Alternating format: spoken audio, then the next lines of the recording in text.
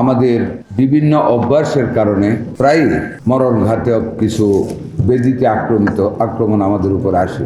আমরা কলেরা মোকাবেলা করতে হয়, আমাদের মিজেলস মোকাবেলা করতে হয়, আমাদের ডেঙ্গু মোকাবেলা করতে হয়, টিউবারকুলোসিস মোকাবেলা করতে হয়, নতুনভাবে ম্যালেরিয়া দেখা দিচ্ছে, HIV AIDS দেখা দিচ্ছে।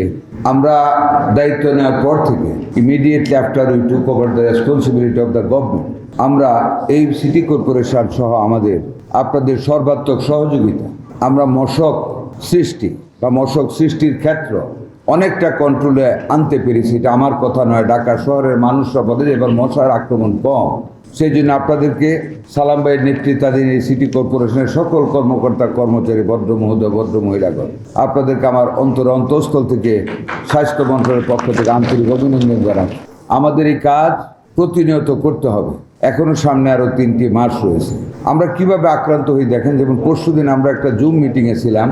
পিরোজপুরের একজন কর্মকর্তা, মহিলা কর্মকর্তা জানলো, স্যার আমাদের পিরোজপুরে ডেঙ্গু বেশি। তার মেন কারণ, আমি দেশে গিয়েছিলাম, অনেক সময় বয়স্ক সুপারি গাছগুলি মানুষ কেটে ফেলে, গোড়াটা থাকে, গোড়ার ভিতরে যে আঁশগুলি থাকে এগুলি পচে একটা হোল সৃষ্টি হয়।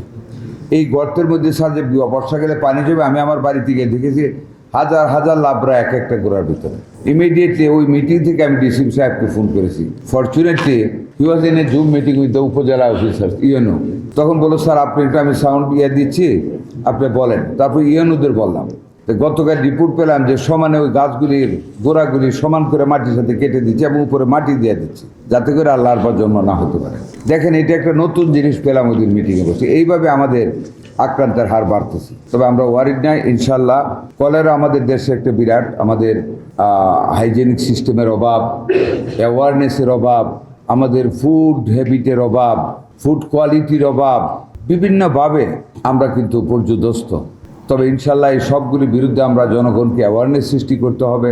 যেভাবে করোনাকালীন সময়ে অ্যাওয়ারনেস সৃষ্টির মাধ্যমে মানুষকে মাস্ক পরাইতে পড়ছে, মানুষ দূরত্ব বজায় রেখেছে, মানুষ হাত ধুয়েছে, হাত মুখ ধুয়ে খেয়েছে, তরিতরকারি ধুয়ে খেয়েছে। এই জিনিসগুলি কলেরার ব্যাপারে কিন্তু মারাত্মক।